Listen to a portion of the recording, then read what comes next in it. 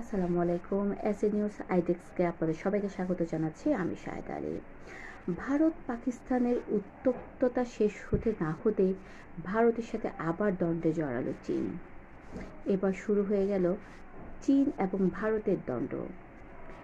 চীনের বেইজিংয়ে ২৭টি রাজ্যের নামকরণ করা নিয়ে এই দ্বন্দ্বটা আবারও সৃষ্টি হয়েছে ভারতের সাথে, যেখানে এর নামকরণ করছে চীনের বেইজিংয়ে এবং তারা উত্তর দক্ষিণ দ্রাঘিমাংশ রেখা ধরে এই অংশটা তাদের বলে দাবি করছেন এবং অন্যদিকে দিল্লি দাবি করছে এটা তাদের অংশ।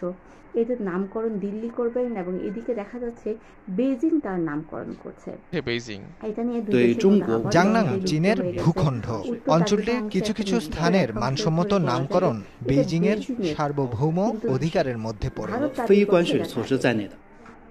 ২৭টি অঞ্চল, এখানে এই বেইজিংয়ের ২৭টি অঞ্চলের নামকরণ করা নিয়ে আসলে এই যুদ্ধটা হচ্ছে। চলুন দেখা যাক বেইজিংয়ের মন্ত্রী কি বলেন এইসব নিয়ে।